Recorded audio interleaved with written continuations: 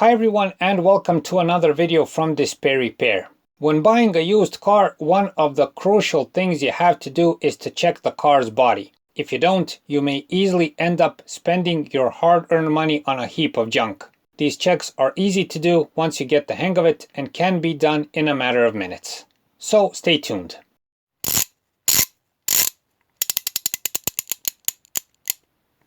DespairRepair.com. Be sure to visit us at our website despairrepair.com, where you can find more useful car and driving tips. Before this video, you can also watch our other videos about checking a used car in general and about checking the engine of a used car, which is equally important as the body check. After watching the whole series of videos, you'll get a complete picture of what to look at when buying a used car. The truth is, you can never be too careful. The market of used cars is a tricky one. There are a lot of used cars out there with hidden problems that are expensive to repair. Always check the used car during the daytime, preferably on a nice sunny day.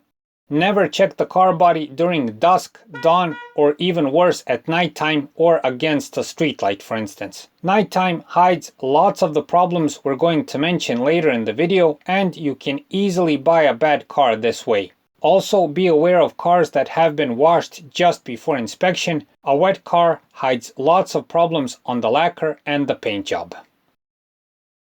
The first and most important check is for the VIN number. That is the vehicle identification number. So ask for the vehicle's documentation where the VIN number is mentioned. In this case, it is the registration card. Find the VIN number on the car and carefully check the letters and numbers. On most cars, the VIN number is conveniently located on the lower part of the windshield, like in this case, but it's better to find where it's stamped directly onto the car body. If there are any differences between the VIN stamped on the car and the VIN written in the documentation presented to you, do not buy that car under any circumstances. The next very important check is to check the gaps between the body panels. These would be the gaps between the hood and fender, fender and bumper, the doors and the sills, and so on.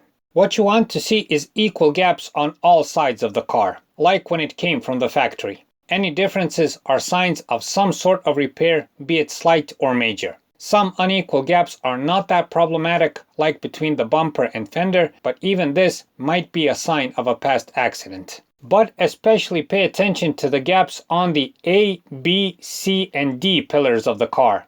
If these do not match on all sides, this may be a sign of huge previous damage, like from a roll or a head collision, for instance. Also, if the door gaps are not equal on all sides, there might have been a side collision in the past and some of the doors might have been replaced. All in all, unequal gaps mean trouble to some extent for sure. What you want to aim for when buying a used car is one with gaps like when it came out from the factory. After the gaps, check the paint job. Mainly check the condition of the paint job and check for any differences between the shades of color on the body panels. This is where good sunlight is immensely important. The best option regarding this part is to find a used car with the original paint job that has been well kept. But to be honest, this is rare, especially in the lower price range and on high mileage cars. What you'll probably encounter is a paint job that is fading away, or like in this case, the lacquer on the roof and partially on the tailgate is damaged. In this case, know that you're probably in for a big and costly repair. But even this is better than buying a repaired car with a poorly done paint job, which is a common case in the realm of used cars. You'll easily spot this as there will be a significant difference between the color shade or perhaps the color itself. There will be peeling paint, like on the hood or bumpers. There will be easily noticeable traces of painting, the orange skin effect on the paint, and so on. This is, regarding the paint job, probably the worst kind of used car you can buy. But also, to make things clear on this part, if you find a used car that has had a paint job and protective coating done responsibly and professionally, don't hesitate to buy the car. It's in most cases as good as from the factory, if not better. What you want to avoid is the amateur, sloppy, ugly painting, as this is only future expensive trouble, be sure of that. If you can't avoid buying a car like this, then don't hesitate to use this problem as big leverage for lowering the price of the car. Next, also very important inspection is to look at any traces of rust. Now, lots of cars, especially if they're older ones, if they are high mileage ones, may have traces of surface rust, especially on these wheel arches, on the rear wheel arches where the fender meets the sill and everything else. This is at least case for the Skoda. But on this part, I must say one thing. If you're buying a high mileage car and one that is older, then try to find as less rust as possible. It's preferable to buy a car with no rust at all. If you see traces of surface rust, know that it can be successfully solved for a period of time, but it does cost money and you will have to do it as a repair. The more important thing to check on this part is the undercarriage, meaning the underbody of the car. We've mentioned this in our previous videos. So you should go under the car and check the sills, the floor panels, everything. And if you notice any traces of dents, that the protective coating on the underside is damaged. If you notice holes, God forbid, or something like that, run away from that car. That is nothing but trouble. And also, if you see problems like that, the structural integrity of the car may be endangered. Now, if you see things like these, there's only some surface rust, like on the tailpipe and everything else, that's pretty much okay. That's not a problem. If you really want to be diligent, it can be solved for a smaller amount of money. A bit of sanding, new undercoat protection, and it is as good as new. One more check you should do is for scratches, dents, or dings, however you like to call them, and for chipped paint. Know that the condition in this case should be judged by the mileage of a car and how old it is. If you're looking at a high mileage car and one that is 15 or 20 years old, for instance, you'll probably see a decent number of these, which are normal signs of wear and tear, to be honest. Know that lots of these problems can be solved at a professional body shop for a reasonable amount of money and with some smaller repairs. So if you see a used car with a factory paint job that is in good condition but has some minor scratches and dents, consider buying the car. What you definitely want to avoid are larger dents, very deep scratches, patches of missing paint, and so on. Also, avoid amateur attempts at repairing these problems, as oftentimes the repair is worse than when the problem existed. Another easy thing to do is to try out how all of the doors on the car open and close.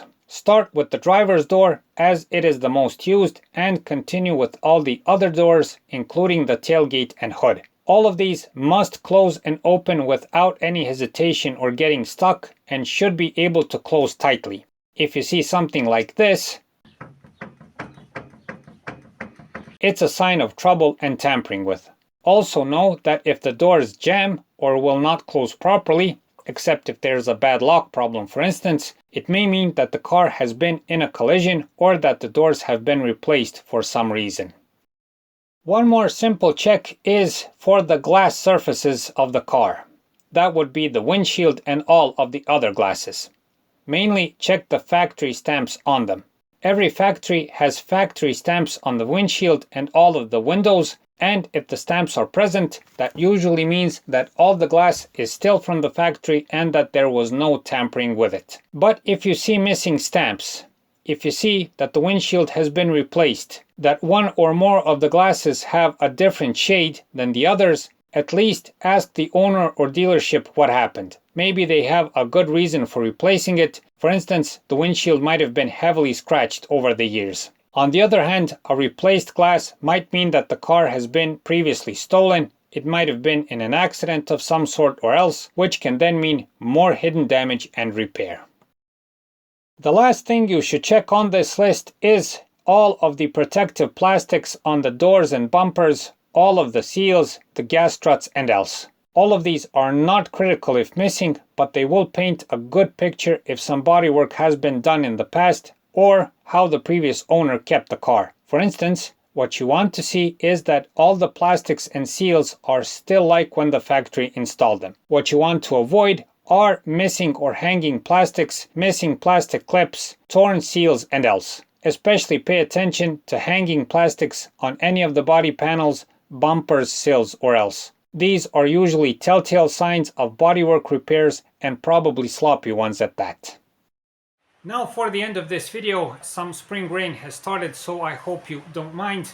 The point of this video again is to help you make a good inspection of the car you're supposed to buy.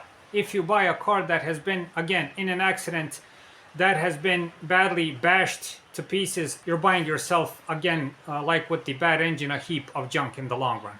Also, if you buy a rust bucket, needless to say, you're going to have lots of repairs.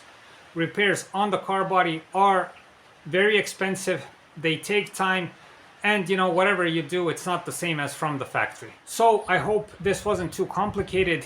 Again, just like with the engine, it takes only a couple of minutes to do this. You just go around the car with a slow pace and you'll pretty much see any problems that are present. Just don't be lazy, learn all of this. It may well come in handy and save you a ton of money.